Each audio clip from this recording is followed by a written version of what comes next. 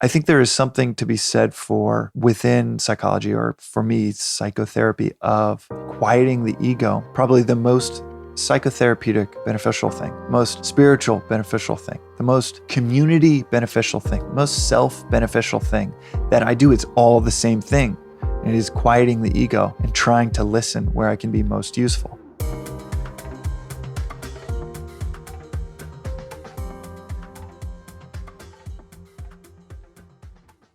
Listeners, welcome back to the podcast. I'm your host, Paul Austin, and this week I interviewed my friend and an informal advisor to the third wave, James Beshara. James is an angel investor, founder of Tilt, a payments platform, podcaster at Below the Line, and a general startup helper from Texas who now lives in San Francisco, California. Inc., Forbes, and Time Magazine included James in their 30 under 30 list, and over the years, he's been featured in the New York Times, Forbes, CNN, Bloomberg, and the Wall Street Journal, and has spoken at places like Harvard Business School, Stanford, Y Combinator, TechCrunch Disrupt, and South by Southwest. James has invested in a few multi-billion-dollar companies, has advised even more, and now hosts a podcast focused on the inner journey of founding, leading, and creating called Below the Line with James Beshara, that New York Times bestselling author Eric Ries has called the most exciting new podcast in the startup world. But that's not why we interviewed James today. I got James on the podcast to talk about his new book, Beyond Coffee, a sustainable guide to nootropics,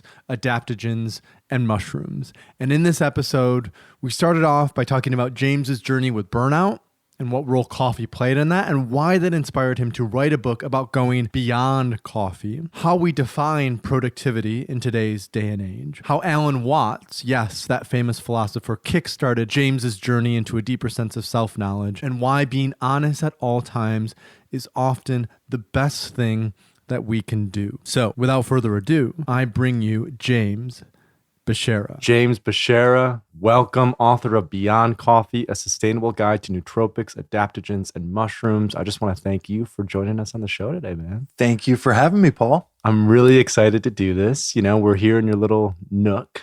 My wife's art studio that we recorded our episode, a great episode where the focus was really you and the third wave and everything psychedelics, maybe 3 or 4 weeks ago. So this is cool. And now we get to turn the tables and I get to inquire about you and, where you come from and what your story is and what led you to starting your podcast Below the Line. And we're going to talk about the Vedantas and nootropics and fintech. And this is just going to be Let's do it. It's going to be like one of those conversations that just goes all over the place. And I'm really excited to dig in. Let's do it. It's mind, body, spirit, all three in one episode. I hope we touch on it all. So one story that you've told me a few times, and we were just talking about it before we started the podcast, was sort of this breaking point that you had back in 2013. Could you just tell our listeners just what happened, how you burned out, and what role coffee played in that? Sure, yeah, and that's where the book starts with me talking about in 2013. I was 26 and I was running a company here in San Francisco, and we had about 60, 70 employees at that point, and I had to go to the ER.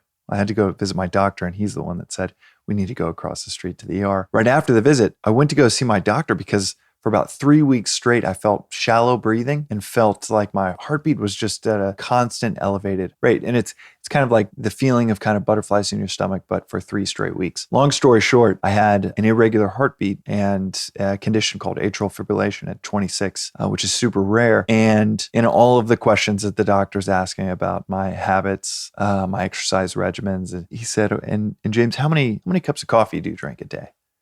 And I said, somewhere between 5 to 6. And he just nodded. There was no emotional reaction. He was just like, it was like confirming something in his mind. Like he basically already sort of got that sense. Right. And because everything else checked out. I exercised, I slept well, ate well. Yeah, it was really interesting that I just thought this is, some elevated stress that would go away. Or really during those 3 weeks, I just thought, oh, there's some nervousness going on, but it'll go away. But what was interesting was me knowing that the nervousness just kept staying day after day made me even more nervous. It made me even more just, I think on a biophysiological level, like it was just spiking my cortisol, making me really stressed out about being stressed. Long story short, my doctor was like, yeah, you really should limit your caffeine intake to about 80 milligrams a day.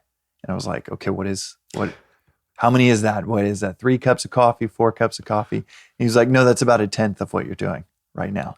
I was like, there's no, friggin' way that I can, operate a 70-person company on half a cup of coffee. And he said to me, well, have you ever tried green tea? It has this stuff in it called L-theanine, which will help calm you down, and it gets rid of the stress hormone that your caffeine is building up that's contributing to this heart condition. So long story medium, I was just, I'd say the most impactful thing from that day was hearing that you could have this other ingredient that would work with caffeine in a very different way than just drinking coffee.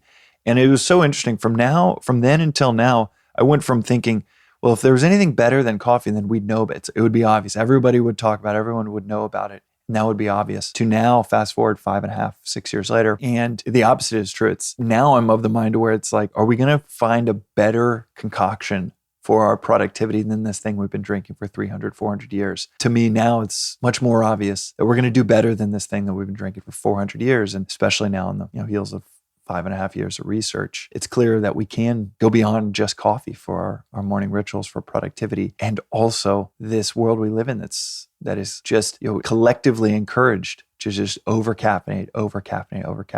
It's just as obvious it's really terrible for our physical and our mental health. Why was that case for you? Why were you over-caffeinating? Yeah, it's a good question. The background, in running a 60, 70 person company is I was just really stressed.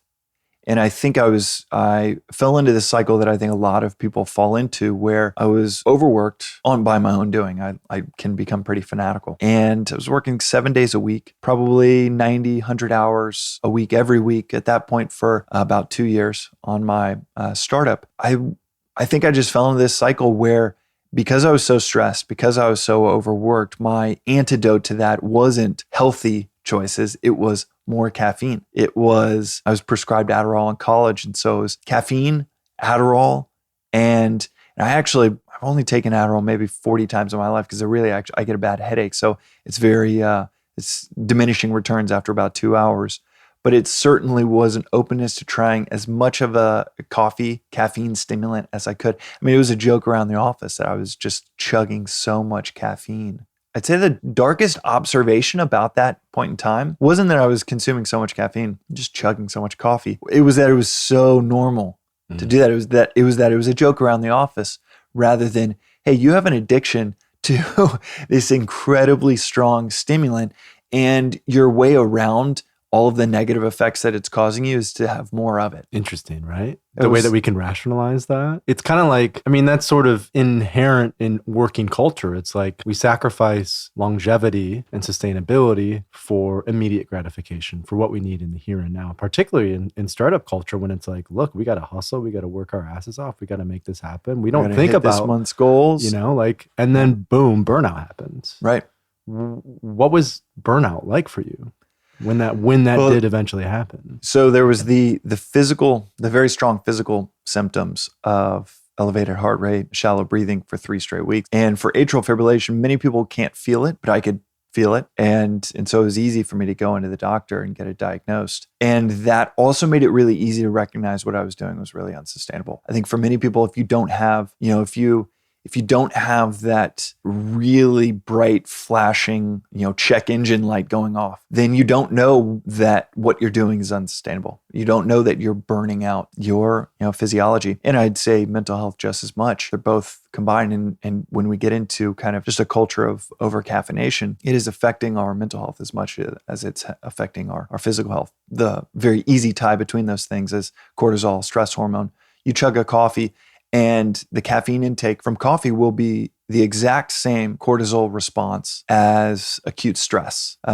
You could be on a beach and chug 2 espressos, and it will be as if you're under a stressful situation, and your body doesn't know the difference. And so that will then trigger the mental health side of things of just, I was not only chasing each week's goals, each month's goals, because I felt like, oh, we need to chase the here and now. This is our opportunity as a startup. I also was chasing the here and now because I was so worried and anxious at all times. And it is this non-virtuous cycle because I was worried and anxious because of elevated cortisol, and then it leads to insomnia. So then you're drinking more caffeine and having even more elevated cortisol. But yeah, it was this non-virtuous cycle. Then I was anxious that we weren't going to hit our goals, and that made me more anxious. And now that I'm a few years removed from it, it's so easy to spot how unhealthy it was, but it's also just as easy for me to get back in that doctor's office and get back into that feeling of thinking half a cup of, there's no way. It's really fascinating just as I think back to how easy it should have been to spot that I was burning out and how hard it would have been to pry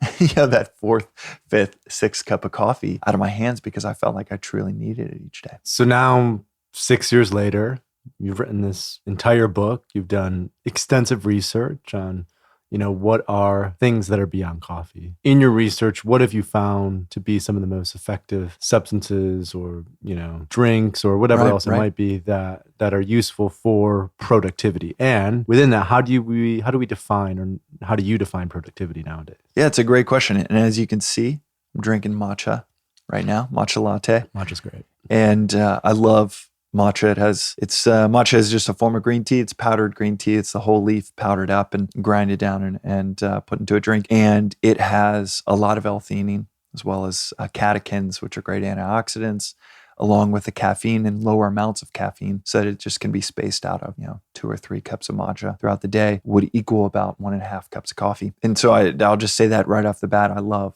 matcha.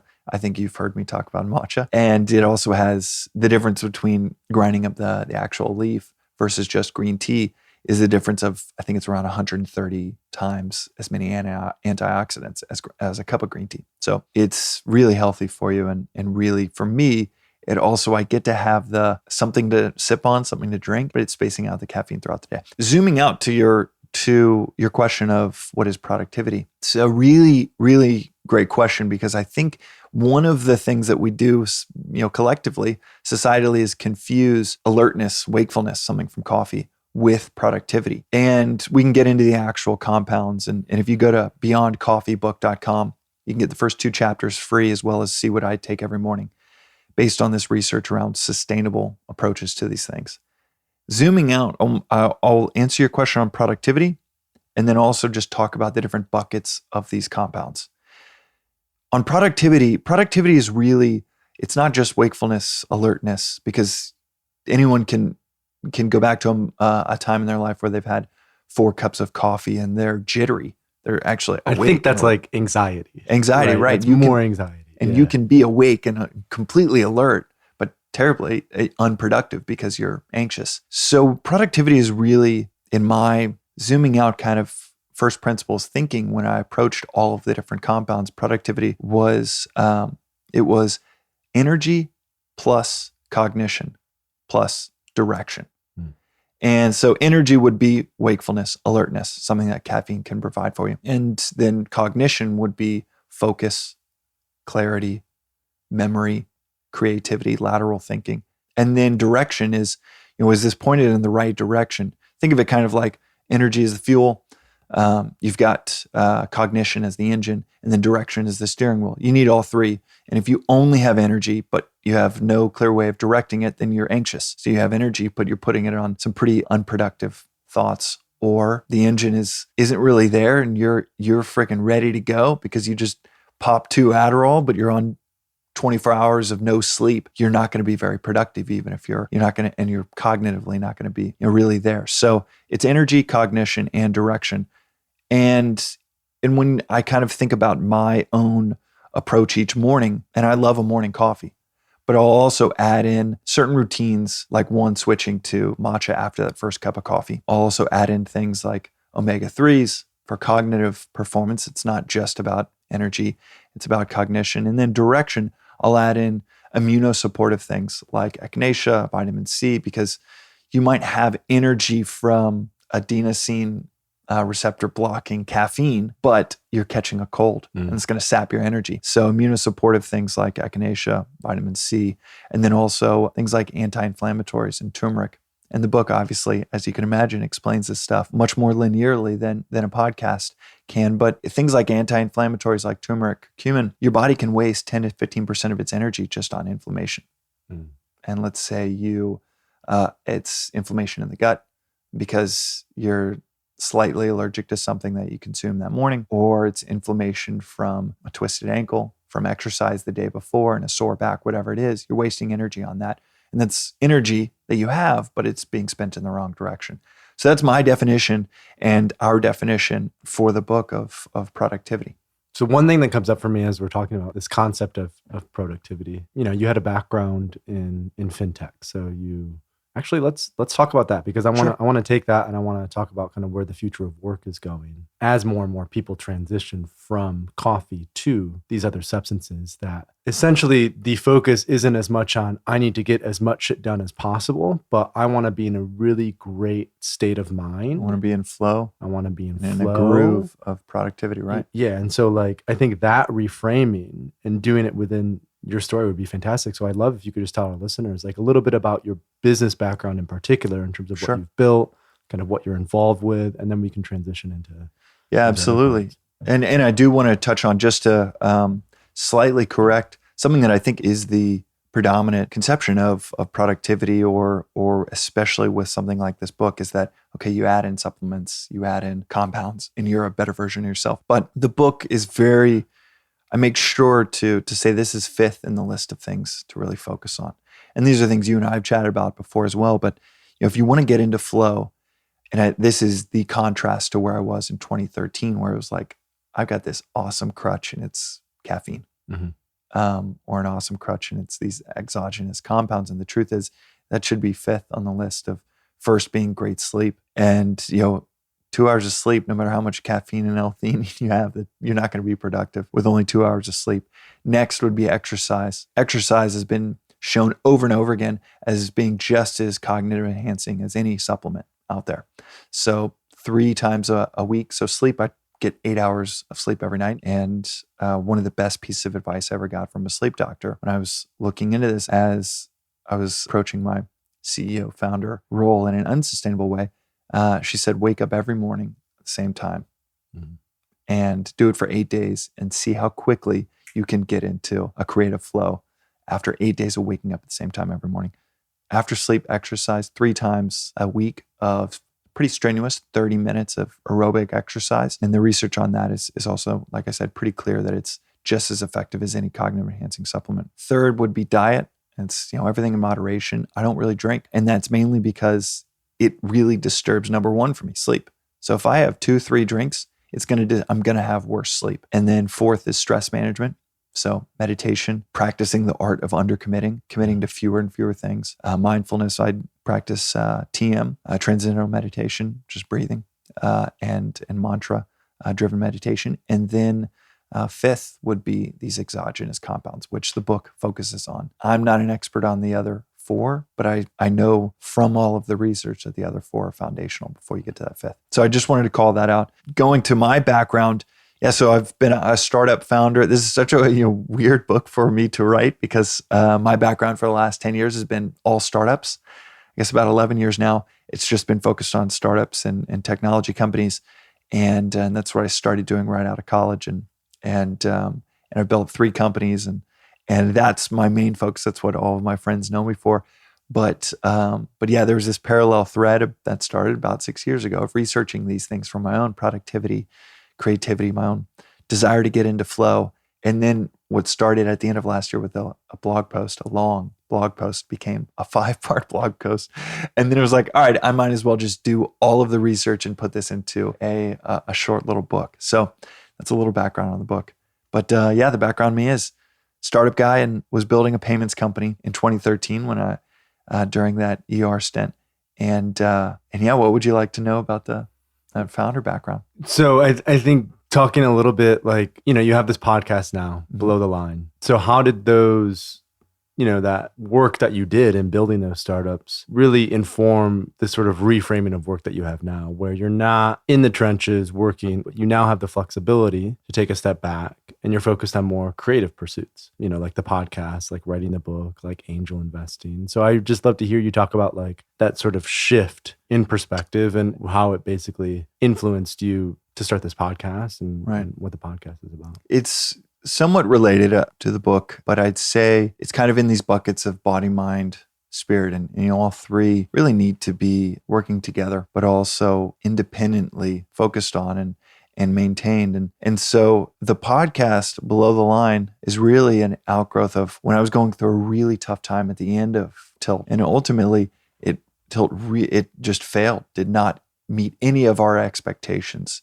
It was at one point valued at just under $400 million private valuation. And we can talk about how just limited those private valuations are. And they're not what it kind of sounds like. For all intents and purposes, we were flying really high. And you fast forward 18 months later, and we're selling for a fire sale, a fraction of that, to Airbnb. And it was as painful as acquisitions can go. During those 18 months, and probably maybe a year or two before that, but definitely during those 18 months of things really just kind of crumbling in our hands, of having this major opportunity to build this social network around money and missing that opportunity.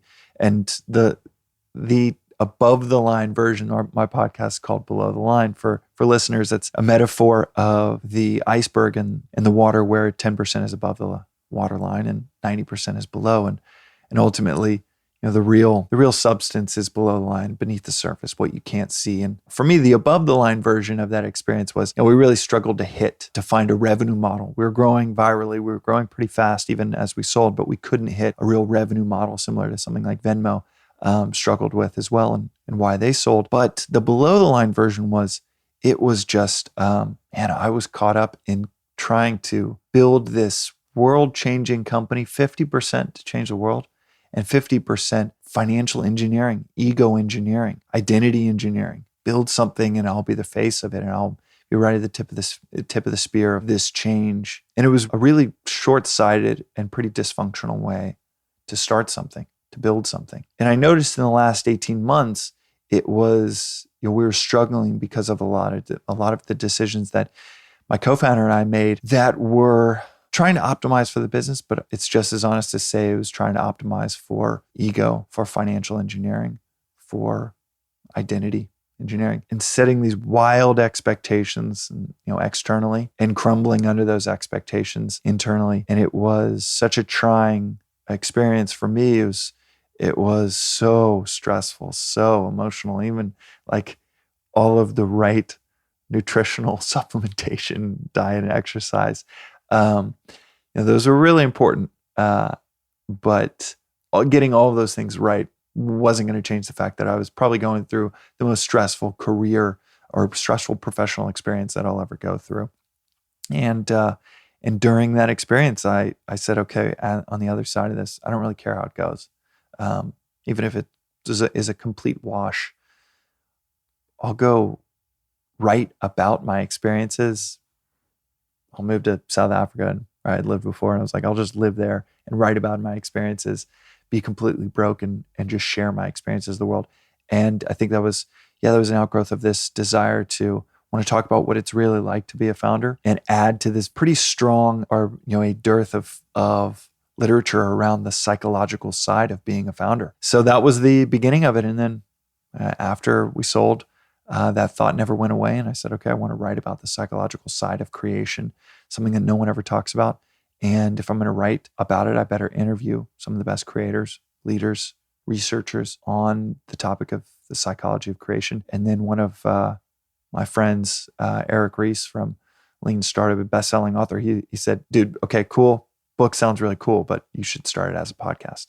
And that's what kicked it off. What have been some of the best lessons that you've learned so far from doing that podcast? Oh, it is. I try to catalog them as the episodes go by. It's going to require I've so much.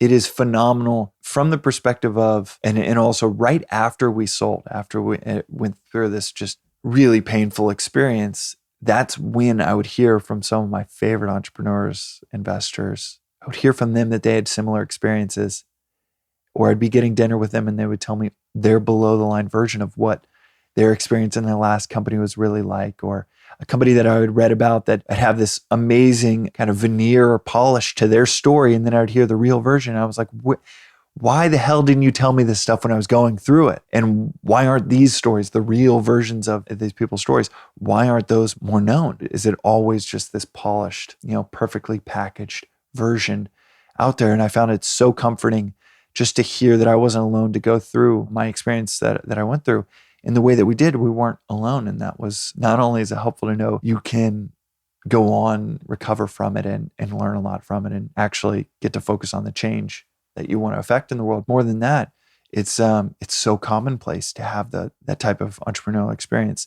And I'd say that sharing of other people's stories on a podcast, of other people's real versions of their stories, that ironically, instead of the actual tactics that they talk about, I've learned that just sharing and airing those stories have been so valuable to other entrepreneurs because they write in all of the time. It is probably the number one thing that people write in about, saying that they're just really appreciative that they got to hear person X's real story.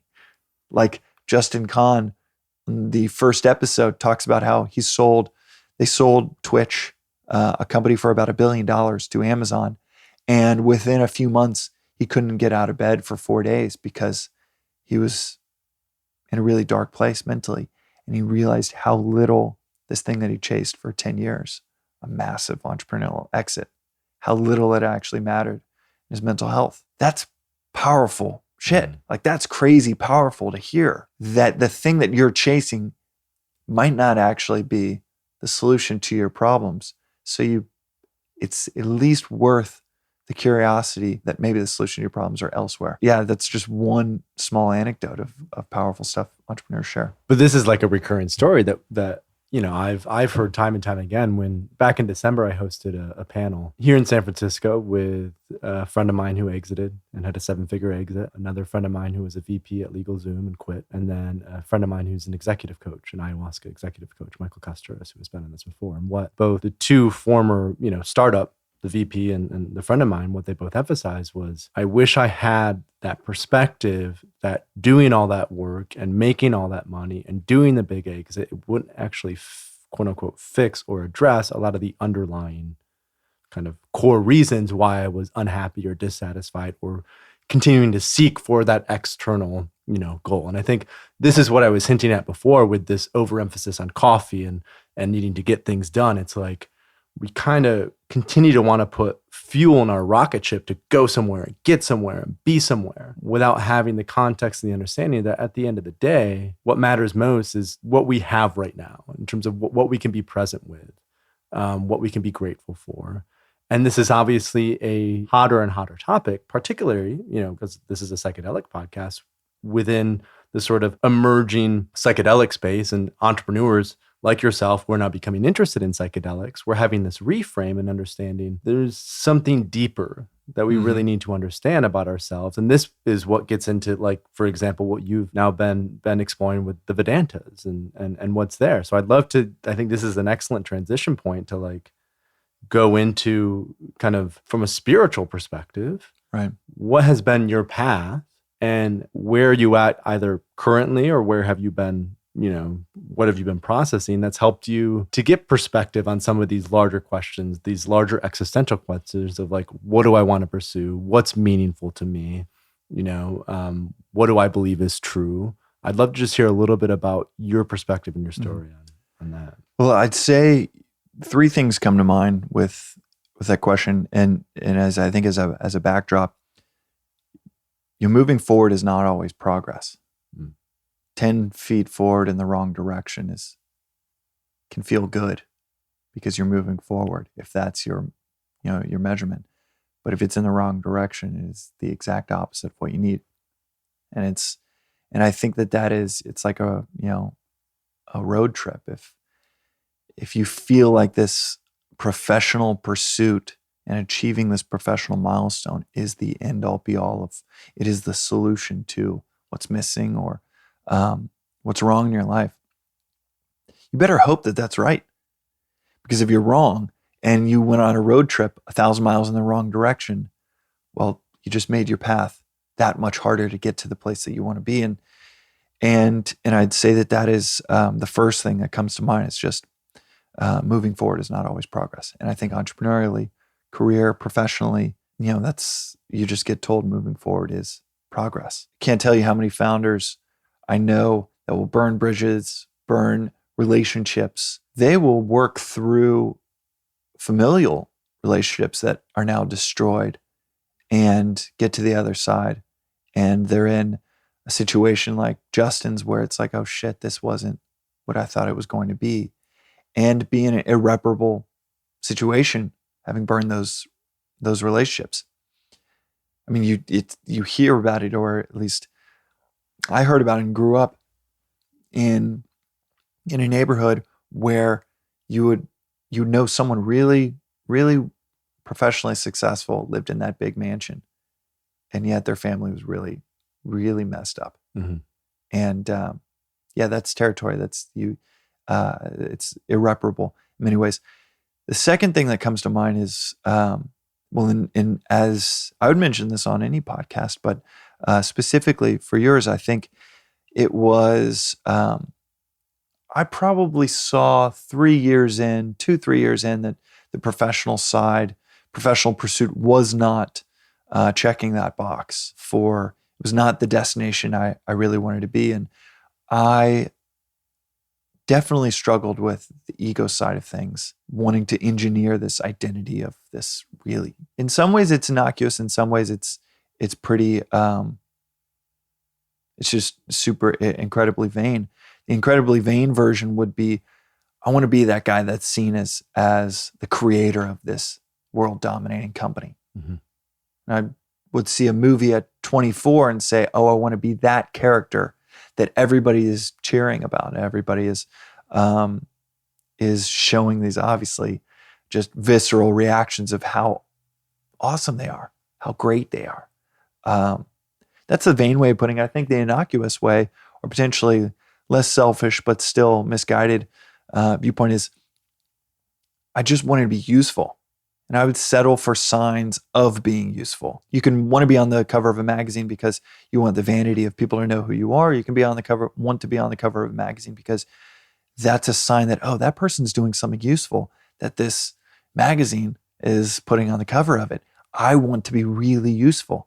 And I think my entire purpose in life boils down to, and I think all of ours, but mine, the articulation is really simple. It's just to be useful to those around me. And I think that professional pursuit, that side of it, there was the ego kind of engineering, identity engineering in that direction. But I also knew it was that was going to be an insatiable pursuit, probably 2-3 years in. I just could notice in my own mind, it's like, oh no, we only want to go further and further and further. So whatever we accomplish here, it's going to be kind of a futile pursuit because I'm only going to want to go further. So let me look elsewhere.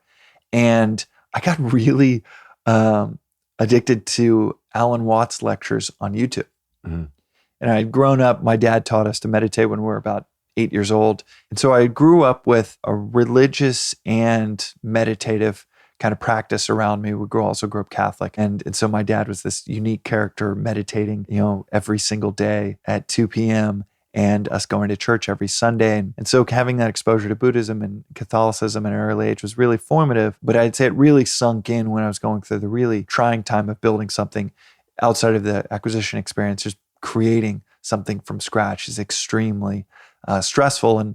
And I think in that mind, body, spirit, formula, there was the body side of things of the regimen that I would start to adopt after that conversation with my doctor and that ER visit, and then the mind side of things of meditation, of just honestly a gratitude journal, so freaking powerful.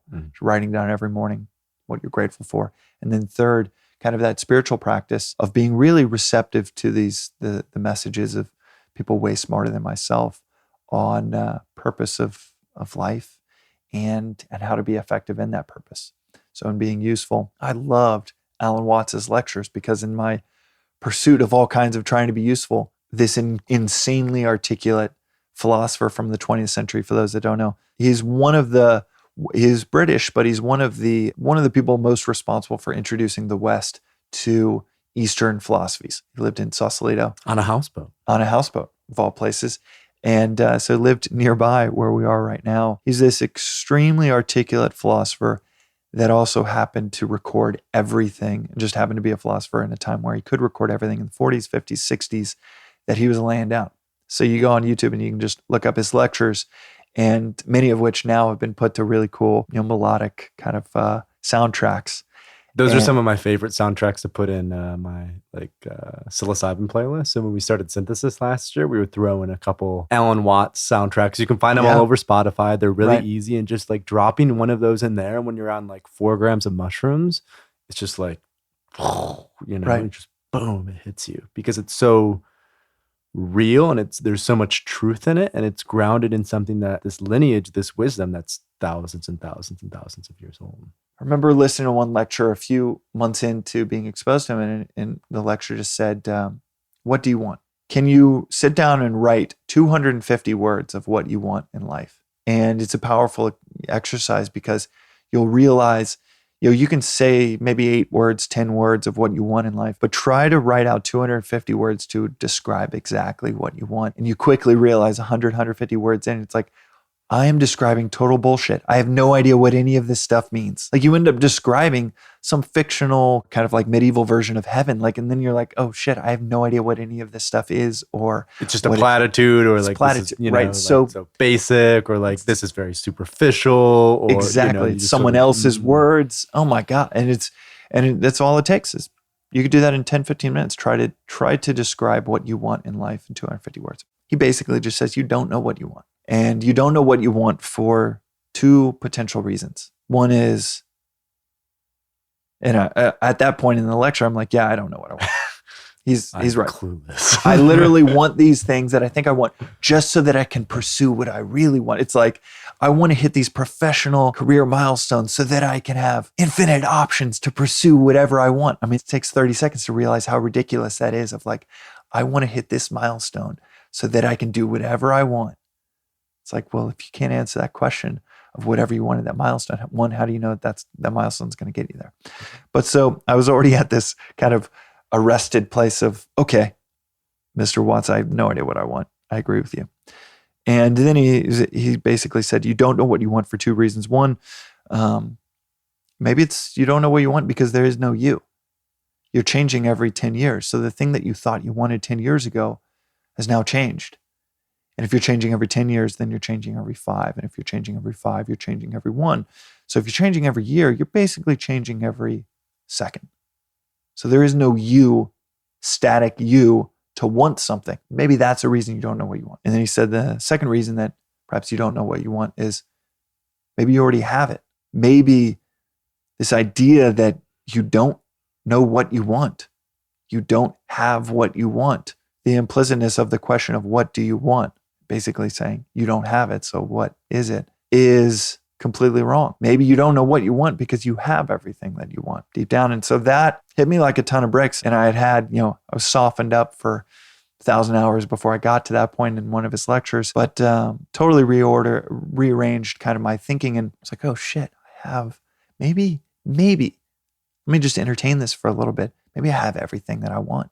The reason I don't know what I want, career, life, personal, whatever it is, because I already have everything that I want. And that in conjunction with these gratitude journaling that I've been doing, it really resonated. And I was so fascinated by why I had never heard that before, that concept. And then I became equally fascinated. Why do we societally just jump straight to, you don't have what you want, you are missing something critical? Why do we just collectively take that for granted? Why is that so in the water of the world we live in? And then 3, is this his concept or is this somewhere deeper? And all of those things took me to this philosophy. It's not a religion, and in fact, I mean, it's actually worth pointing out.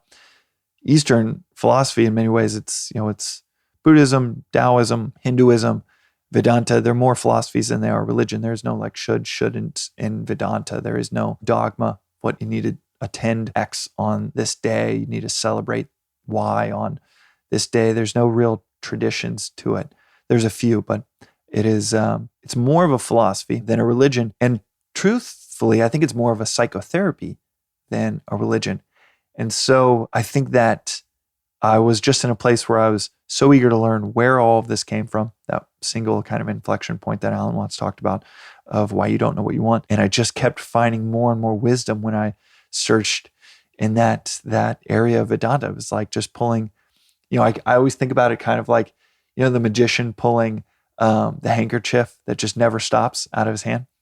When I pull at Vedanta as a kind of psychological foundation for my day each morning, I can just pull at it, over and over and over again. It's really rich tradition. And a little bit of background for listeners on Vedanta is, so the adage about Buddhism is that Buddhism is Hinduism made for export, simplified as it went from India to China. Zen is an evolution as it goes from China to Japan. So Hinduism underpins Buddhism and Vedanta underpins Hinduism. Vedanta literally translates to end of knowledge, and it's the end of the Vedic scriptures. It is this 4,000 year old philosophy that underpins pretty much all of Eastern philosophy. And as we were talking about before, it's the text that Mahatma Gandhi relied on for his path towards self-realization. Vedanta and the Bhagavad Gita were the two things that he loved more than any other kind of spiritual, scriptural type of philosophical kind of our foundation. And Alan Watts, interestingly, he never subscribed to anything in particular. He never labeled himself. It's kind of been similar to someone like J. Krishnamurti, just kind of saying, hey, and he took it even further. He just said, look, I'm a philosophical entertainer. I'm just going to talk about these things up on this stage. And if you find it interesting, like someone, playing Mozart, then great, stick around and come to the next one. It was very difficult to discern what he, which tradition or philosophy he really subscribed to. But now after years and years of listening and reading his stuff, it's probably more Vedantic than anything else. Wow. So that was a lot that we just went through. I want to take a step back, have a little perspective. This is good to especially contextualize it in the larger conversation that we were having, around coffee and nootropics and purpose in work and burning out. And, one thing for me that continues to give me perspective is ritual with particularly psychedelics. Earlier last weekend, I did mushrooms by myself for the first time. And I'm in Oakland. So what's great in Oakland now is all plant medicines are decriminalized. Mushrooms, ayahuasca, San Pedro, iboga. So that's amazing. So I feel comfortable doing that in my own home and talking about it publicly. And what do you mean by your first time? So I've done mushrooms probably 20 to 25 times by this point, microdosing even more.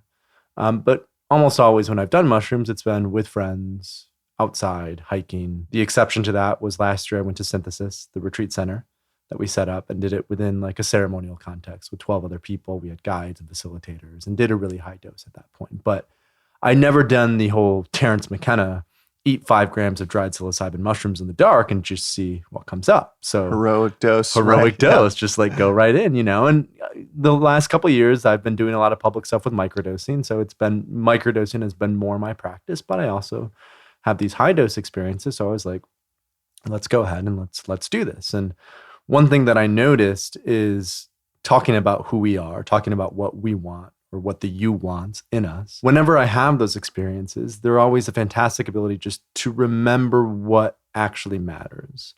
And oftentimes what comes up is at the very, very high level, it's this connection to source. Some people say that that's truth. Some people see that as God. Some people see that as the earth. Some people see that as all those things. In Vedanta, you'd call it imperishable. Right. In Christianity, you'd call it God. Check out Vedanta Treatise is a great book. As an introduction to Vedanta. I do want to plug that. I think there is so much profundity in the great religious teachers that you can look into. Buddhism, you can look into JC. Jesus Christ is probably the peak of the ideal. That's my ideal that I kind of ascribe to. All right, where am I not measuring up? Okay, that's the ideal that I think about, because I think philosophically, spiritually, it's really important to have an ideal that you almost by definition won't live up to. It's by definition is to show you where you're not living up to. Yeah, I take JC, and it's I just wanted to plug that because I think it's much more beneficial to be observant of what is around you rather than just seeking for what's foreign, what's exotic, what's crazy, because there is, in my view, there is source, there is truth, there is God all around us. And that's, the quote unquote kind of mystical experience is experiencing God around you. But it's but I think it's worth noting that whether it's Vedanta or whether it's psychedelics, I can't wait to chat about this side of things. Just the perpetual seeking is kind of like that road trip where it's like, oh shit, 10 feet forward might actually not be progress. What is right here, right now, right around me? And I think that's the point that I was getting to. It's psychedelics have that tremendous ability to bring us into that, to bring us into the value of the present moment, right? As Alan Watts says, there is no past, there is no future, there is only now. And to understand who we are becoming and how psychedelics, this connection to source, helps us to become this ideal self, right? So this is like the whole process of integration. After we have these peak experiences with mushrooms, after we completely open up and come to realize, oh, like I have everything that I need within me, then, there's this old sort of, I don't know if it's a conspiracy theory, but it's a borderline conspiracy theory that Jesus was a mushroom, because I've heard that. The way that we talk about mythical figures like Jesus is often when we have these deep experiences with psychedelics, these mystical experiences, we come to realize that we are God and that we are the manifestors of our own reality. I mean, it's like anything historical. You're taking this carbon copy of a carbon copy of a carbon copy of a carbon copy of what actually happened. It's just a opinion of selection of which facts to stitch together. So we'll never know what history really contained. But I've also heard that the apple from the tree of knowledge wasn't an apple, but it was the psilocybin mushroom that is red in nature, that grows on the trunks of trees. And that is what gave us vision. And the story of Genesis wasn't an apple. It was just through thousands of years of, I don't know how the conspiracy theory goes, because this really could just be a conspiracy theory as well. Thousands of years of us basically through climate change that was happening, around that time period, not seeing the fungus growing on the trunks of the trees. So we just thought, oh, the red thing from the tree, that must be a fruit. That must be, oh, it's an apple. Maybe what actually gave us knowledge, vision, was, at least I've heard, this theory that it was actually magic mushrooms, not an apple. Well, and this is Terence McKenna, Food of the Gods. You know how basically right. early consumption of mushrooms, pre-Neolithic time, pre-agriculture, helped to facilitate this jump in consciousness where we then were, painting on walls and coming up with stories to understand. And this is metaphorically then represented in the Bible as the fall from grace, as the disconnection from God, because then we have these cognitive faculties that separate us. This is sort of what we're now coming back to. And even talking about this conversation is how this push towards cognitive faculties and like the emphasis on cognitive faculties and kind of the monotony of cognitive faculties, it's very one-dimensional. And that if we really are to be well, and if we are to create great work that's in service to the world around us, then we need to be mindful of not only the mind, but the body, sleep, food, exercise, and spirit, right? The rituals and the traditions that we've cultivated over thousands of years about how we reconnect to really what is the energetic source for true well-being. Right. Well, in the metaphor of the Below the Line podcast, the way that I think about it is below the line, observing what's really there.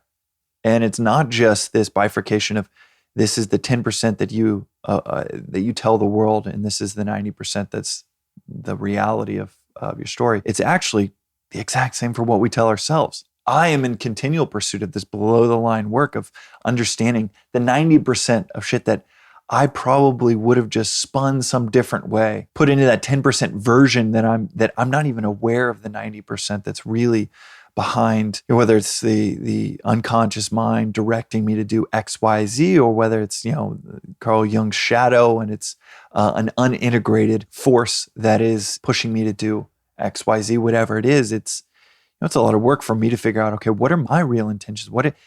That whole time that I was talking about affecting change, changing the world, 50% of it was, I think that's how I'm wired. I really do want to improve the world around me. 50% of it was absolutely, oh, this is a shortcut to financial engineering.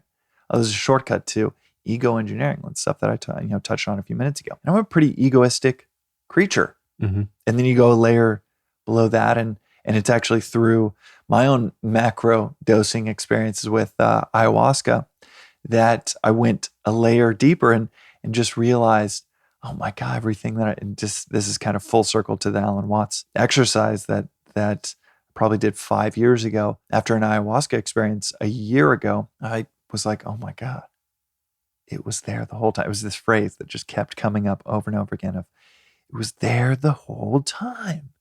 And I would think about childhood or adolescence or just right now.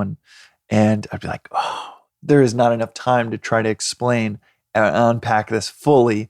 But this phrase just kept coming out over and over again. It's like, it was there the whole time. This is big. It's similar to right now, this ear to ear. You just have a huge smile right now. Just like this, you're like glowing. And that's exactly what the ayahuasca experience was like, where I just kept saying ear to ear grin, just like, oh my God, it was there the whole time. And it's again, I won't be able to unpack that fully, but it is a little bit. It's like these stories that we tell ourselves, right? Of ego, of financial success, of thinking that we can pursue things in an external way, right? A lot of that is for love. A lot of that is because we think if we do X, Y, and Z, if, like you were saying, if I portray myself as useful, my thing is if I portray myself as cool, right? Because that's like my kind of thing from my early adolescence. That I wasn't cool. So now I want to be cool. It's like that. That's a thing. I definitely have certainly have threads of that. Right. And so it's like, then we realize when we have these experiences, whether it's through psychedelics or deep meditation or through reading something like the Vedanta, we realize that love is inside us and has been inside us, because that true love comes from this relationship to source and this relationship to family. And there's all these, but it's really like connecting back to that knowledge and that wisdom that goes back thousands and tens of thousands of years. It's like, that's where it is. Well, and I think it's also getting to a meditative practice or a spiritual practice. I mean, it's even the term psychology is the study of the soul. That's the Greek etymology of psychology, study of the soul. So psychology, psychotherapy, whatever term you give it, whether it's like, I don't like the word spirituality, but psychology, interesting, I'll listen to this. Whatever the word is, it's all the same stuff. And that's what you touch on as well with source, divinity, God, universe. It's imperishable. It's all the same thing. And we're just getting caught up in different words, but we're all attracted to it. We're all attracted to understanding the soul. I didn't want to stop the conspiracy theory of Jesus being a mushroom, because I got to hear more about that. I've heard that, but I want to hear you talk about it a little bit more. But I think there is something to be said for, within psychology, or for me, psychotherapy, of quieting the ego, probably the most psychotherapeutic beneficial thing, most spiritual beneficial thing, the most community beneficial thing, the most self-beneficial thing that I do. It's all the same thing. And it is quieting the ego and trying to listen where I can be most useful. And the reason I bring that up is because the exact opposite of that is what we're told 2,800 times a day. The average American is exposed to 2,800 advertisements every single day. If you feel like, I don't need any of that stuff, psychology or spirituality or meditative practice, whatever it is, well, you're just subjecting yourself to the way the world that we live in today is 2,800 advertisements on average a day. You are being hypnotized either passively, or you can kind of self-hypnotize on the things that you're selectively choosing to reinforce, the messages that you want to reinforce. Whether the message is, it's been here the whole time, or the message is, oh yeah, I'm not happy because I don't have that car, and then ad, that commercial, or oh yeah, I do need that watch, that commercial, or I need that phone, that commercial. It's choose the messages that you want to reinforce. And I think where psychedelics are really powerful, it's not just this it's not like we're born in this static world where everybody is on this baseline and you choose your path. We are the expressions of everything around us. And we're born on kind of like level -12 in terms of you, by the time you're 22, you have been hypnotized into this messaging, this commercial messaging that you are not happy because of this. You lack this. Maybe you are born in the baseline of 0, but by the time you reach adolescence or the ability to go pursue something, you have been hypnotized into thinking you lack so much. In that question of what do you want? I mean, shit, you're asked that question. What do you want in life? 1,000 times? Deliberately asked 1,000 times by the time you're 22. And much less like implicitly told 100,000 times. You really do have to take a participatory role in undoing that or counteracting that. I think macrodose, I've never done microdosing, but I know for me, a macrodose of psychedelics is a pretty powerful way to counteract that.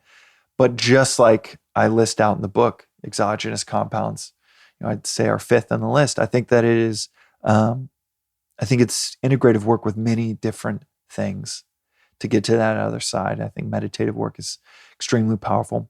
I think introspective, reflective, spiritual work, something like Vedanta treatise or reading the Gospels, reflecting on an ideal that you put above yourself. That it's like if you want to play basketball, you measure yourself to the best basketball player that ever played in your, on any of your teams, or the best basketball player from your state, or the best basketball player ever. You see what Steph Curry's doing because you want to use that ideal.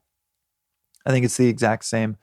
We should all take the same tack for life, and for me, that's Jesus and the Gospels are just such a powerful ideal. But it's integrative work beyond just one of these things, because I also think that's not enough. You can't just ruminate on Jesus or Buddha or Muhammad, meditatively. I think you need to go out in the world and you need to create, realize where that's the, it's the work. That's the work. And if you measure yourself against Steph Curry, theoretically, but you never take a 3-point shot, then you have no idea where you actually need to refine, polish, and improve. And practice. So anyhow, that's a little bit of touching on my psychedelic experience, but also integrating that into the other things that I think a lot about. And this is why I found myself studying people like Gandhi and Nelson Mandela and Martin Luther King Jr. Who are these figures in the 20th century who have stood up for something, who have been in service to a greater good, and who have significantly changed the world in a dramatically positive way to overcome injustice and to help, create freedom and liberation. For many, many people. So like having those as role models, I think is critical. And this dovetails with, a question that came up for me as we were talking about this. We're talking about the soul, psychology, the soul. You're talking about your own path in terms of really healing the soul and coming back to who you are and what it is that you really want after the burnout and after, the fintech stuff and after all the coffee. And, I've even experienced this in getting to know you the last, 6-7 months now. We've talked about this process and talked about, just where you're at and where I'm at. And it's been a really beautiful thing.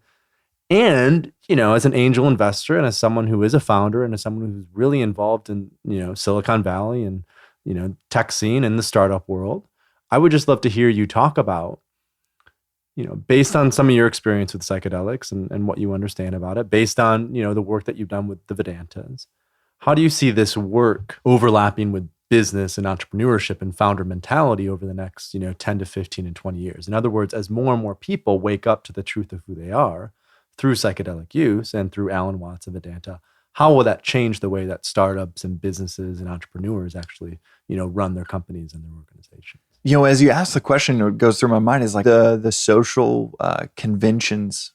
I mean, career is a 20th century convention. It just never. I mean, you go back 2,000 years and you'd have apprenticeship and you'd have livelihoods, you would have vocations, but career is like, so business, exact same thing. I mean, business is just a social convention. I don't really think about those things. I think it's, those are the names we give to a certain pursuits, and that is the above the line. In every podcast episode about the podcast or about the book, I'll just go back to that kind of above the line and below the line. I think when you go deeper, as I've gone deeper, and I'm still an inch deep, I'm still like, as I talk about these things, I'm just continually reminding myself, like, James, you have no idea what, like, you're just learning. You really no idea what you're talking about. And you can have the experience and have the fruits of the experience and still have no idea. It's just like psychedelics, or it's just like nootropics, where you have no idea the mechanism of action. I have no idea why lion's mane mushrooms will make you more alert, and improve your mood. No one does. The research on this has no idea why ayahuasca is going to have this profound effect. But I can say the fruits, the initial scratching of the surface and the fruits of these pursuits have led to things like not caring about quote unquote business. What I really care about is just at the core, the nuclear core of what I really care about is being useful. It's those two words, being useful to those around me. And that is concentric circles of my family, my community, and humanity at large. So within those things, I think, and to answer your question most pointedly, I think I went from thinking about, all right, how do I choose the right business path or the right business idea to work on, which is kind of like you can go on the entire map and you're like, all right, I'm going to take, which highway do I take? It's like, well, if you zoom out on the entire globe, you get to choose wherever you want to go, wherever you want to be, and just skip the road trip altogether. You can just point. But in many ways, 5-10 years ago, it was like, no, which highway do I take towards the thing that I want? So zooming out, getting rid of kind of the idea of business, it's just like, oh, I want to be most useful. And where can I be most useful? And that's a lot of internal reflection, a lot of work. And what I've got, the answer that I've gotten to now is literally just being honest at all times. It's so mind-numbingly simple. But the response is like, oh, I don't need to be anything other than who I am. And the more that I pull on this thread of be honest, be candid, be frank, the more I realize, holy shit, that's the useful thing. So the entirety of the podcast is literally just the honest conversation of my own paths in creation and entrepreneurship and asking the honest version of the guest. I don't always get it, but the more honest I am, even in that very direct sense, the more honest the guest becomes. The more honest that I am, the more people find the podcast interesting, the more they listen. The more honest I am, the more I realize where I'm lacking. And the more honest I am with myself, the more honest I get to be about how much further I need to go. But every time I articulate this and say it out loud, it blows my mind. It's like, whoa, to be most useful, it's not this like 30-year trek through, whether it's, professional training or whether it's a monk in a monastery for 30 years reflecting. It's like, oh, I kind of know the answers, at least for right now. And all we have is the now. Just be honest. And that's the most useful thing. And maybe that is a sign of the times in a world that's just filled with filters and polished versions of, bullshit. Being honest, people find it refreshing and useful. Well, and it's like the 4 agreements. Are you familiar with the 4 agreements? Agreement number 1 is to keep your word. Is that in Buddhism? This is a book by Don Correa, maybe is his name. So it's a recent book. Does sound familiar, but I'm not. So there's 4 agreements that to be honest, I don't remember the other 3 offhand, but I do know the one is to keep your word, because what you're talking about essentially is integrity. Right. And in Buddhism, they've got the 4 noble truths and noble speech. Exactly. And the more that we're honest externally, the better relationship we have with ourselves, because that we know that we can trust ourselves. And I think that is at the core of it. It's like, sometimes there are difficult things you have to be honest about. Sometimes there are difficult truths that you have to say. Sometimes when you're saying those truths, there's that, that anxiety that comes up and that nervousness that comes up about like, what's this person going to think of me if I say X, Y, and Z. But right, the average American, or I think it's the average, at least in this study, and I'll try to look it up and send it to you so you can include it in the notes. But I think it was something like, will lie once every 6 minutes in conversation. The average person will lie once every 6 minutes. I find it so funny when people think that it's like, oh yeah, well, everybody's honest. Everyone tells the truth. I'm like, no, actually, the research does not support that at all. Everyone lies and lies pretty often.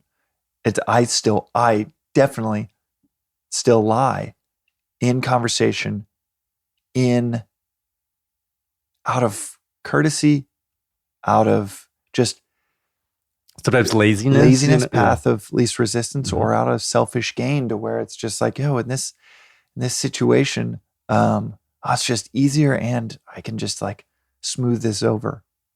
But it's, but yeah, it physically pains me when I think about it for hours, when I tell a mistruth. But so yeah, the baseline is that you're most likely lying 30 times a day. And it's like the simplest thing, right? Just to keep your word and to be honest, but it's also the practice of actually executing that's what the path is. That's what this path towards self-realization is. And that's even what psychedelics and meditation and all these other things help us to understand, is what is our truth and how can we have that perspective to know what it is, like how we can just be honest about our situation, about the way that we treat people, about the way that we do work in the world, about, our relationship to ourselves.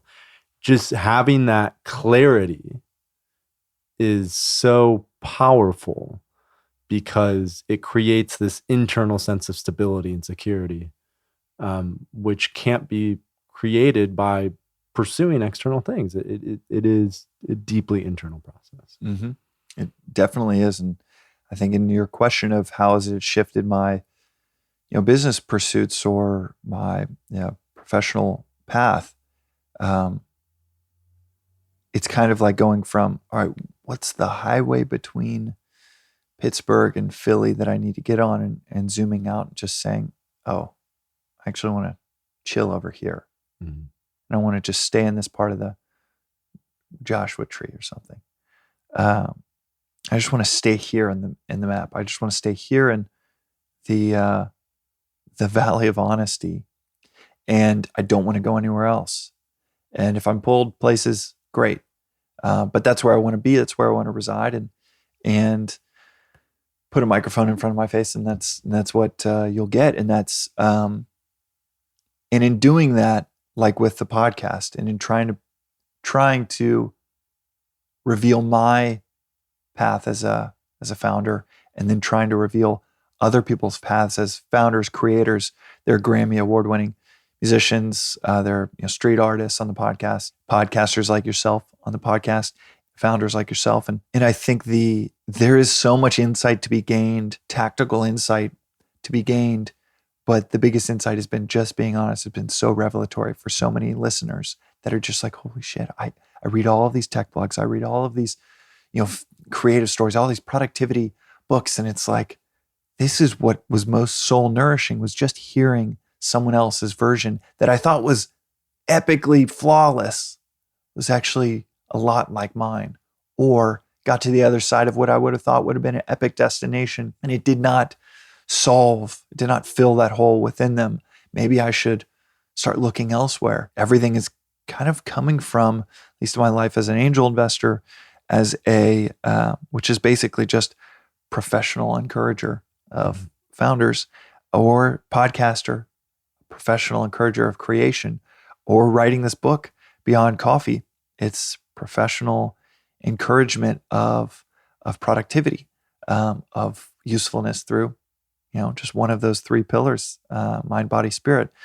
The book happens to be focused on the body, but it is just sharing what I've experienced, being really honest about it, and then continually being pleasantly surprised by people finding value in that. Great. Well, James, this has been a phenomenal conversation. God, yeah, this is one of the rare ones that gets to touch on all, mind, body, spirit. So thank you, Paul. And I just want to give you a little bit of a chance to tell our listeners a little bit more about Beyond Coffee, the book that we've been talking about. I know that it's being released, or it will be out by the time this podcast November comes out. 12th. No, so it won't be out by the time the podcast comes out, but you can go to beyondcoffeebook.com, beyondcoffeebook.com, and you can sign up to learn when it'll come out. It'll be around the middle of November, and you can also get the first 2 chapters free, as well as just learn what I take every morning by going to that site. And it's really exciting to get it out there. It's been a fun, productive, but stressful process of getting a book out there. How was that process for you? Was it?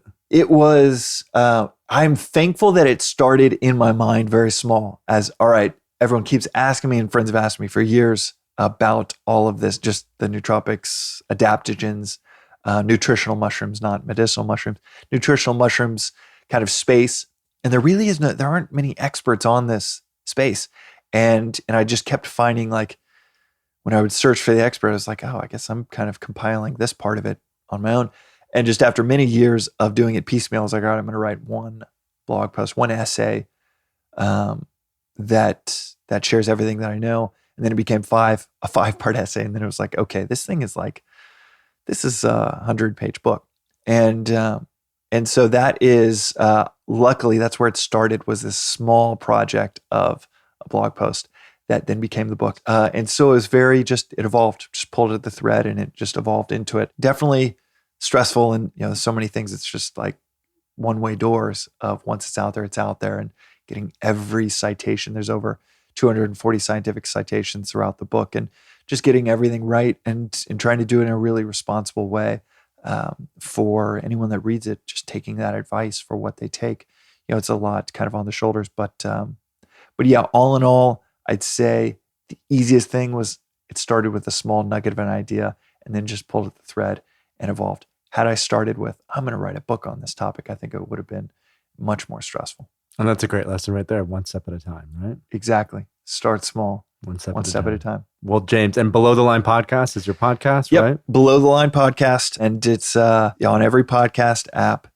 You can also follow us on Twitter, Go Below the Line, or you can follow me on Twitter, James Beshara. Yeah, you can get all of the information for the podcast and the book on Twitter. Perfect. Well, again, thank you so much for everything that you've done, for everything that you're doing, for this new book that you've created, and for your work with angel investing with some fantastic companies. It's been an honor to know you these past few months, and I just can't wait to continue this. Likewise, Paul. I can't commend your courage enough in going in this. You're a pioneer in a space that I think is, especially for my background, and I talk about mental health throughout the podcast. It's kind of a through line about mental health. We're founders. I've had multiple family members hospitalized with mental health issues, and my sister took her own life when I was 15 because of major depression. And it is, we haven't had really any progress to speak of in the mental health realms, especially pharmacology, solutions to mental health in the last 20 years. Psychedelics seem to be one of the most encouraging avenues for treatment for mental health issues. And it was through really hardcore, courageous, pioneering work that I put you right up there with everyone else that is pushing the envelope on this exciting new realm for us to take it really seriously in a world where just 5 years ago it was laughably dismissed, and now 5 years, which is a snap of fingers, 5 years later, it's now being seen as perhaps the most encouraging area for treatment for mental health. So thank you so much for the courageous work you're doing.